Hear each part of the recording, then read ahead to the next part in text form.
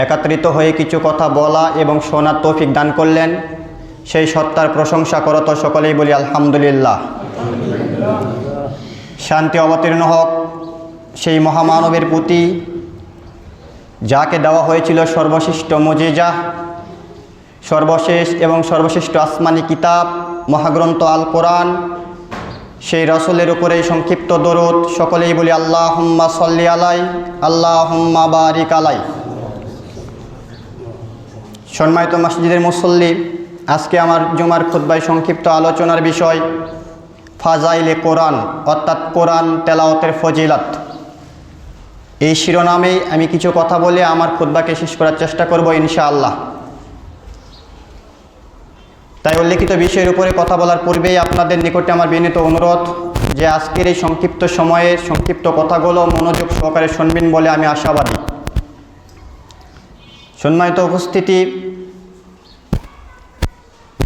আমাদের মাসে যে চলমান মাস, এই মাসটা হচ্ছে রমাজান মাস, যেই মাস রহমত, নাজাত এবং মাগফিরাত দিয়ে পরিপূর্ণ। সেই মাসে আমরা পদার্পণ করেছি।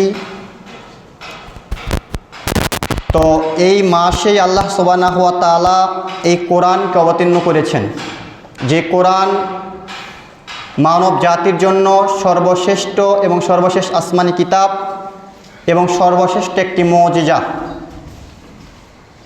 আল্লাহ সুবহানাহু ওয়া তাআলা বলছেন, শাহরু রমাজান আল্লাযী উনজিলা ফীহিল কোরআন, এই সেই রমাজান মাস যেই মাসে আমি কোরআনকে অবতীর্ণ করেছি, হুদাল লিন্নাস, মানুষের হেদায়েতের জন্য।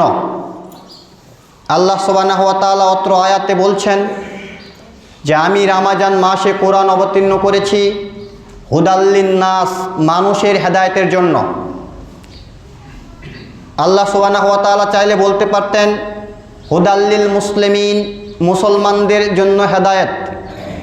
আল্লাহ সুবহানাহু ওয়া তাআলা চাইলে বলতে পারতেন হুদাল লিল আলামিন, যারা বিশ্বাসী তাদের জন্য এই কোরআন হেদায়েত। আল্লাহ সুবহানাহু ওয়া তাআলা চাইলে বলতে পারতেন হুদাল লিল মুমিনিন, এই কোরআনটা শুধু মুমিনদের জন্য হেদায়েত। কিন্তু আল্লাহ সুবহানাহু ওয়া তাআলা এই কথা বলেননি। আল্লাহ সুবহানাহু ওয়া তাআলা বলছেন হুদাল লিন্নাস, এটা হচ্ছে সমগ্র মানব জাতির জন্য হেদায়েত। অত্র আয়াত থেকে প্রমাণিত হচ্ছে যে কোরআন কোনো নির্দিষ্ট একটা জাতির জন্য আসেনি। কোরআনটা এসেছে বনি আদমের যত বংশধর পৃথিবীতে আসবে কিয়ামত পর্যন্ত, পৃথিবীর শুরু থেকে নিয়ে শেষ পর্যন্ত যত বনি আদমের সন্তান আসবে, প্রত্যেকটি বনি আদমের সন্তানের জন্য এই কোরআনটা হেদায়েত। হোক সে ইহুদি, হোক সে খ্রিস্টান, হোক সে মুসলিম, হোক সে বৌদ্ধ, হোক সে পৌত্তলিক, যে ধর্মের হোক না কেন, প্রত্যেকটি বনি আদম সন্তানের জন্য আল্লাহ সুবহানাহু ওয়া তাআলা এই কোরআনকে পাঠিয়েছেন হেদায়েত রূপে। যদি ওই ইহুদি, যদি ওই খ্রিস্টান, যদি ওই পৌত্তলিক, যদি ওই মুসলিম কোরআনের ছায়াতলে আসে তাহলে সে হেদায়েত পাবে, আর যদি না আসে তাহলে হেদায়েত পাবে না। আপনি দেখেন অসংখ্য নবীর সন্তান যারা হেদায়েত পায়নি, যেমন তার মধ্যে একজন হচ্ছে কি নূহ আলাইহিস সালাতু ওয়াস সালামের পুত্র। নবীর পিতা হেদায়েত পায়নি, ইব্রাহিম আলাইহিস সালাতু ওয়াস সালামের পিতা, কারণ তারা তাদের আনিত দিন, আনিত ধর্মের উপরে বিশ্বাস করেনি। ঠিক তেমনইভাবে আমাদের নবী মুহাম্মদ সাল্লাল্লাহু আলাইহি ওয়াসাল্লাম, যার উপরে সর্বশেষ এবং সর্বশ্রেষ্ঠ আসমানি কিতাব নাজিল করা হয়েছে, তিনি তার চাচাকে হেদায়েতের পথে আনতে পারেননি। তার মানে কোরআনটা সমগ্র মানব জাতির জন্য হেদায়েত। যে চায় কোরআনের ছায়াতলে আসবে সে হেদায়েত পাবে, যে চায় না সে হেদায়েত পাবে না। সম্মানিত উপস্থিতি, দেখেন আমি যে কথাটি বলছিলাম যে এই কোরআন তেলাওয়াতের ফজিলত কি। আমরা রমাজান মাস অতিবাহিত করছি, আর এই রমাজান মাসেই আমাদের এই কোরআন সর্বশ্রেষ্ঠ মুজিজা, এই মুজিজা আমাদের নবী মুহাম্মদ সাল্লাল্লাহু আলাইহি ওয়াসাল্লামকে নাজিল করা হয়েছিল। এই কোরআনটা হচ্ছে আল্লাহ সুবহানাহু ওয়া তাআলার সরাসরি কালাম, যার প্রত্যেকটি হরফ, প্রত্যেকটি অক্ষর রহমত, হেদায়েত, নাজাত, মাগফিরাত, আল্লাহ ভীরুতা দিয়ে পরিপূর্ণ, শান্তি দিয়ে পরিপূর্ণ। যখন আপনি কোরআনের একটি আয়াত, একটি হরফ উচ্চারণ করবেন, তখন এই রহমত আপনার উপরে বর্ষণ হবে, এই হেদায়েতের পথ আপনার জন্য সহজ হবে, এই সুসংবাদ আপনার জন্য অপেক্ষমান যদি আপনি কোরআন তেলাওয়াত করেন। দেখেন আল্লাহ সুবহানাহু ওয়া তাআলা বলছেন সূরা নাহাল ৭৯ নম্বর আয়াত, ওয়ানাজ্জালা আলাইকাল কিতাবা, হে মুহাম্মদ সাল্লাল্লাহু আলাইহি ওয়াসাল্লাম, আমি আপনার উপরে কিতাবকে অবতীর্ণ করেছি, তিবিয়ানা লিকুল্লি শাইইন, যেই কিতাবের মধ্যে রয়েছে সব কিছু সুস্পষ্ট ব্যাখ্যা। মানে আল্লাহ সুবহানাহু ওয়া তাআলা মুহাম্মদ সাল্লাল্লাহু আলাইহি ওয়াসাল্লামকে লক্ষ্য করে বলছেন যে মুহাম্মদ সাল্লাল্লাহু আলাইহি ওয়াসাল্লাম, আমি আপনার উপরে কোরআন অবতীর্ণ করেছি, যে এই কোরআনের মধ্যে রয়েছে সুস্পষ্ট সব কিছুর ব্যাখ্যা। মানে কোরআন এমন কোনো গ্রন্থ নয় যে গ্রন্থ অস্পষ্ট। কোরআন এমন একটি গ্রন্থ, এমন একটি মুজিজা যেটা স্পষ্ট, যেটা মানুষের জন্য সহজে বোধগম্য হবে। কিন্তু মানুষ আমরা এতটা নিমুখারাম যে আমরা কোরআন পড়তেও পারি না, পড়ার চেষ্টাও করি না। সম্মানিত উপস্থিতি, দেখেন আল্লাহ সুবহানাহু ওয়া তাআলা বলছেন তার পরের বাক্যে, ওয়া হুদান, আর এই কোরআনটা হচ্ছে তোমাদের জন্য হেদায়াত, ও রাহমাতান, আর এই কোরআনটা হচ্ছে তোমাদের জন্য রহমত, ও বুশরা, এবং এই কোরআনটা হচ্ছে তোমাদের জন্য সুসংবাদ, মিনাল মুসলিমিন, প্রত্যেকটি মুসলমানের জন্য। তিনটি বাক্য আল্লাহ সুবহানাহু ওয়া তাআলা বলছেন যে এই কোরআনটা তোমাদের জন্য হেদায়েত। কার জন্য? ওই মুসলমানের জন্য যেই মুসলমান কোরআন তেলাওয়াত করে, কোরআন বোঝার চেষ্টা করে। দ্বিতীয় বাক্যে আল্লাহ সুবহানাহু ওয়া তাআলা বলছেন এই কোরআনটা তোমাদের জন্য রহমত। কার জন্য? যেই ব্যক্তি কোরআন তেলাওয়াত করে। আর তৃতীয় বাক্যে আল্লাহ সুবহানাহু ওয়া তাআলা বলছেন যে এটা হচ্ছে তোমাদের জন্য সুসংবাদ। কার জন্য? যে কোরআন তেলাওয়াত করে তার জন্য। যে মুসলমান কোরআন তেলাওয়াত করবে সেই মুসলমানের জন্য এই কোরআন হেদায়েতের পথ সহজ করে দিবে। এই কোরআন সেই মুসলমানের জন্য আল্লাহর পক্ষ থেকে রহমত নাজিল করে দিবে। এই কোরআন সেই মুসলমানের জন্য সুসংবাদ। সুসংবাদ বলতে আপনার জন্য জান্নাতের সুসংবাদ। কোরআন এমন একটি বিধান, সংবিধান, যেই কোরআনের মধ্যে আপনার জীবন চলার জন্য মাথা থেকে নিয়ে পায়ের তালু পর্যন্ত সার্বিক ব্যবস্থা স্পষ্টভাবে বর্ণনা করা আছে। আপনি যদি অনুসরণ করেন তাহলে আপনি কোরআনের ছায়াতলে থাকার কারণে, কোরআন অনুসরণ করার কারণে আপনার ইহকাল সহজ হবে, পরকাল সফল হবে। আর যদি আপনি অনুসরণ না করেন তাহলে ইহকালে আপনার লাঞ্ছনার গঞ্জনা, অপমানিত হতে হবে, পরকালে আপনার জন্য জাহান্নাম ছাড়া অবশিষ্ট কিচ্ছু থাকবে না।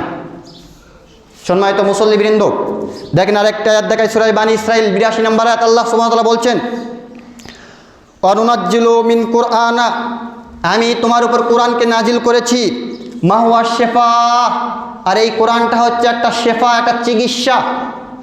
কোরআনটা আল্লাহর নবীর উপর অবতীর্ণ করা হয়েছে। আল্লাহর নবীকে আল্লাহ বলছেন, শোনো, তোমার উপরে এই কোরআনকে আমি অবতীর্ণ করেছি, আর এই কোরআনটা হচ্ছে একটা শিফা, একটা চিকিৎসা। ওয়া রাহমাতাল লিল মুমিনিন, আর এই কোরআনটা হচ্ছে মুমিনদের জন্য রহমত স্বরূপ।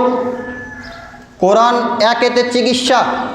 আপনার অন্তরে রোগ ব্যাধি জন্য এই কোরআনই আপনাকে আপনার অন্তরে রোগ ব্যাধি মুক্ত করতে পারে। আপনার হাতে ব্যথা হলে আপনি ডাক্তারের কাছে যান, ঔষধ খান, আপনি আরোগ্য লাভ করেন। যখন আপনার অন্তর মরে যায়, যখন আপনার অন্তর পচে যায়, যখন আপনার অন্তর দুর্গন্ধযুক্ত হয়, তখন একমাত্র কল্পকে পরিষ্কার করার জন্য একটি শেফা, একটি চিকিৎসা, সেটা হচ্ছে কি?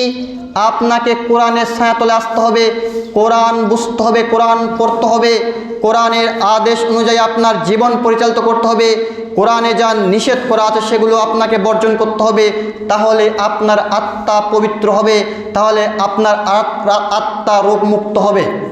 সম্মানিত উপস্থিতি, দেখেন আল্লাহ সুবহানাহু ওয়া তাআলা তার পরের বাক্যে বলছেন, ওয়ালা ইয়াজিদু জালিমিনা ইল্লা খাসারা, আর এই কোরআনটা হচ্ছে জালিমদের জন্য, যারা অবিশ্বাসী, যারা জুলুম করে, যারা মানুষকে, যারা আল্লাহ এবং আল্লাহর বিধানকে অস্বীকার করে, তাদের জন্য একটি শাস্তির সবচেয়ে বড় মাধ্যম।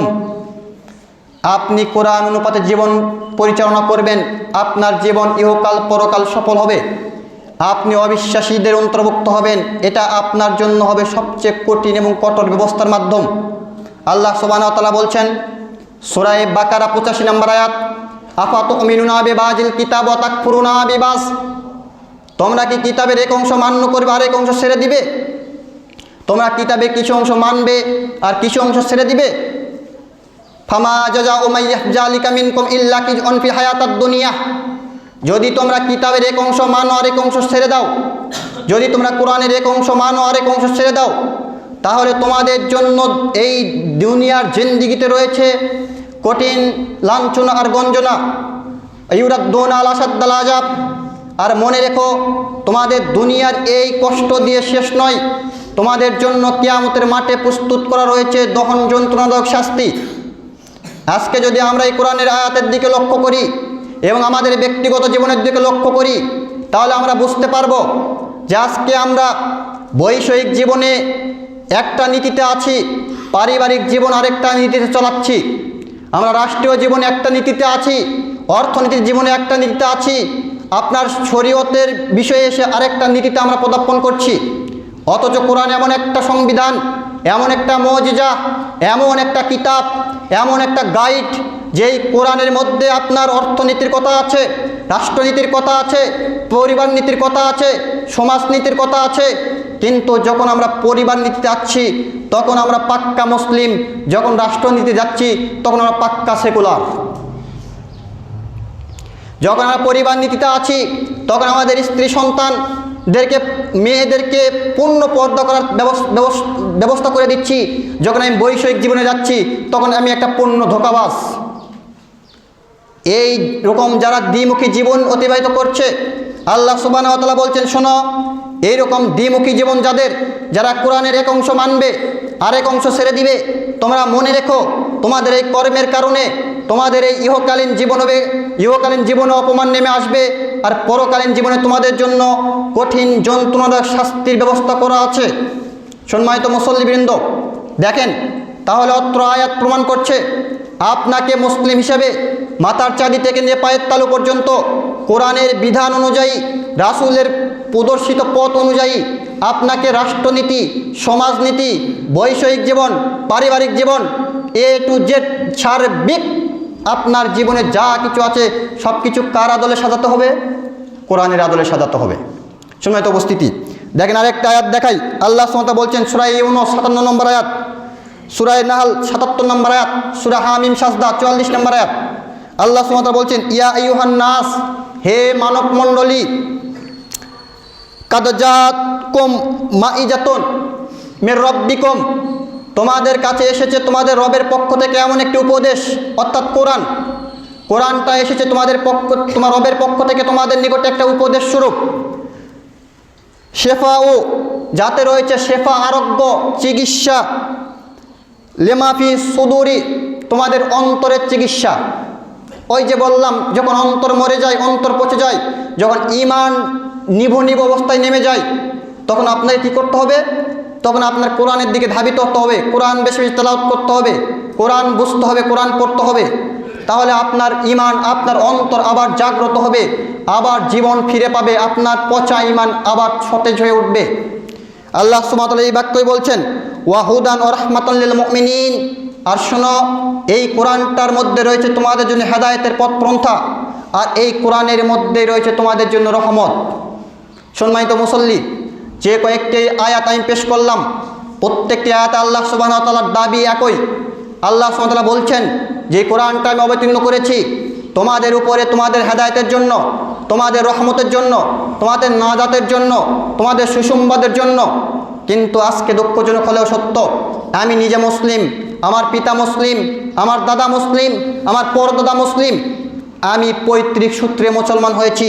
তাই আমি মনে করছি যে আমি যেহেতু মুসলমান, আমার 14 পুরুষ মুসলমান, আর মুসলমানদের ধর্মগ্রন্থ আল কোরআন, তাই আমাকে একটা কোরআন বাজার থেকে কিনে এনে সুন্দর একটা কাপড়ে মুড়িয়ে সবচেয়ে ভালো একটা জায়গায় সংরক্ষণ করে রাখতে হবে, না হলে আমার মুসলমানিত্ব কেটে যাবে। আজকে 99% মুসলিম পরিবারের একই লক্ষ্যে কোরআন বাজার থেকে কিনে এনে সুন্দর একটা কাপড় দিয়ে মুড়িয়ে সবচেয়ে ভালো একটা জায়গায় রেখে দিচ্ছে। কোরআনকে এইভাবে কাপড় দিয়ে মুড়িয়ে সুন্দর একটা জায়গায় সংরক্ষণ করার জন্য আল্লাহ নাজিল করেননি। কোরআন আল্লাহ নাজিল করেছেন প্রত্যেকটি মানুষকে পড়ার জন্য এবং কোরআন বোঝার জন্য, কোরআন বুঝে কোরআনের আদলে জীবনকে ঢেলে সাজানোর জন্য আল্লাহ সুবহানাহু ওয়া তাআলা কোরআন মাজিদ নাজিল করেছেন। কিন্তু আজকে দুঃখজনক হলে সত্য, আমরা যে মুসলমানিত্ব পেয়েছি, মুসলমান হতে হয়নি, যার কারণে আমরা বুঝতে পারছি না যে ইসলামের মূল্য কত আমাদের নিকটে। যার কারণে আমাদের মুসলমানিত্ব টিকানোর জন্য সবচেয়ে সহজ এবং সরল একটা পন্থা অবলম্বন করছি, সেটা হচ্ছে কি, বাজার থেকে একটা কোরআন নিয়ে এসেছি, এনে সুন্দর একটা কাপড়ে মুড়িয়ে বাড়ির সবচেয়ে উৎকৃষ্ট জায়গায় রেখে দিয়েছি। আমি মুসলমান, আমি দাবি করছি আমি মুসলমান, আমার বাড়িতে ধর্মগ্রন্থ আল কোরআন আছে। অথচ আল্লাহ সুবহানাহু ওয়া তাআলা কোরআনকে নাজিল করতে চেয়েছিলেন আসমানের উপরে, আসমান নাকচ করে দিয়েছে। জমিনের উপরে নাজিল করতে চেয়েছিলেন, জমিন বলেছিল আল্লাহ আমি এই কোরআনের ভার নিতে পারবো না। যখন আসমান নাকচ করে দিল, জমিন নাকচ করে দিল, পাহাড় নাকচ করে দিল, ও হামালাহাল ইনসান, তখন আল্লাহ মানুষকে বললেন যে মানুষ তুমি কি কোরআন নিতে পারবে? যখন মানুষকে বলার মানুষ বলল হ্যাঁ আমি কোরআন নিতে পারবো, তখন আল্লাহ সুবহানাহু ওয়া তাআলা কথা উল্টিয়ে ধরে বলছেন ইন্নাহু কানা জালুমান জাহুলা, মানুষই সবচেয়ে বড় জালিম, মানুষই সবচেয়ে বড় জাহেল। সম্মানিত উপস্থিতি, এই আয়াত থেকে বোঝা যাচ্ছে যে মানুষ মনে হয় কোরআন মেনে নিয়ে ভুল করেছে। কারণ আল্লাহ যখন আসমানকে বললেন আসমান নিল না, আসমানকে জালিম জাহেল বললেন না। যখন জমিনকে বললেন জমিন নিল না, জমিনকে আল্লাহ জালিম জাহেল বললেন না। যখন পাহাড়কে বললেন পাহাড় নিল না, তখন পাহাড়কে আল্লাহ জালিম জাহেল বলল না। যখন মানুষকে বলল আর মানুষ বলল যে আমি নিতে পারবো, তখনই আল্লাহ উত্তরে বলছেন ইন্নাহু কানা জালুমান জাহুলা, মনে রেখো নিশ্চয়ই মানুষই বড় জালিম, মানুষই বড় জাহেল। তার মানে মানুষ কি কোরআন নিয়ে ভুল করেছে? না, মানুষ কোরআন নিয়ে ভুল করেনি। আল্লাহ বলছেন এই জন্য যে এই মানুষ জালিম কেন জানেন? এই মানুষ এই জন্য জালেম যে মানুষ কোরআন বোঝে কিন্তু মানুষ কোরআন অনুযায়ী জীবনযাপন করে না। তাহলে এটা কি কোরআনের উপর জুলুম নয়? এটা কি আল্লাহর বিধানের উপর জুলুম নয়? আল্লাহ তো কোরআন দিয়েছে আপনাকে গাইড হিসাবে, আপনার পথ প্রদর্শনের জন্য, আর আপনি সেই কোরআন কি করছেন? নিয়ে এসে আলমারিতে সাজিয়ে রাখছেন। আল্লাহ মানুষকে জাহেল বললো কেন? আপনি বলবেন আমি কোরআন পড়তে জানি না। আপনি কোরআন পড়তে জানেন না, বেশ খুব ভালো কথা, চমৎকার। আপনি মনে করছেন আমার পিতা মুসলমান, দাদা মুসলমান, আমি কোরআন পড়তে জানি না, এই কথা বলে আমি পার পেয়ে যাব, অসম্ভব। আপনি জানেন না এ কথা ঠিক, তবে আপনাকে জানতে হবে এ কথাও ঠিক। আপনি কেন না জানা সত্য অন্যের কাছ থেকে শিখছেন না? এই জন্য আপনি হচ্ছেন জাহেল, আপনি হচ্ছেন মূর্খ। আল্লাহ সুবহানাহু ওয়া তাআলা হমরি খালি বলেননি ইন্নাহু কানা জালুমান জাহুলা, এই কথা হমরি খালি বলেননি। আল্লাহ জানতেন যে মানুষ হবে জালেম, কারণ কোরআন বুঝেও কোরআন অনুযায়ী জীবন চালাবে না। আজকে আপনি সার্বিক দিক লক্ষ্য করুন, সমাজনীতি, রাষ্ট্রনীতি, পররাষ্ট্রনীতি, আপনার বৈষয়িক জীবন, সবাই কম বেশি কোরআন টুকটাক জানে। মিথ্যা কথা বলা পাপ, ধোঁকা দেওয়া পাপ, কিন্তু তারা কি সেভাবে চলছে? চলছে না। এই জন্য আল্লাহ বলছেন এরাই জালেম। জেনে যে মানবে না সে হচ্ছে জালেম, আর জানার যে চেষ্টা করবে না সে হচ্ছে জাহেল। সম্মানিত উপস্থিতি, দেখেন কয়েকটা আয়াত পেশ করলাম, তাহলে আমরা বুঝতে পারলাম যে আল্লাহ সুবহানাহু ওয়া তাআলা এই কোরআনকে অবতীর্ণ করেছেন রমজান মাসে। আর এই কোরআন অবতীর্ণ করা হয়েছে মানুষের হেদায়েতের জন্য, মানুষের রহমতের জন্য, মানুষের নাজাতের জন্য। মানুষ এই কোরআন পড়বে, মানুষ এই কোরআন বুঝবে, মানুষ এই কোরআন অনুযায়ী জীবনযাপন করবে, পরকালে অনন্তকালের জীবন সুখময় হবে, জান্নাত লাভ করবে। কিন্তু দুঃখজনক হলেও সত্য, আজকে আমরা এই পথ না হেঁটে আমরা উল্টো পথে হাঁটছি। আল্লাহ আমাদেরকে বোঝার তৌফিক দান করেন, সকলে আল্লাহুম্মা আমিন। আল্লাহুম্মা সাল্লি আলাইহি, আল্লাহুম্মা বারিক আলাইহি।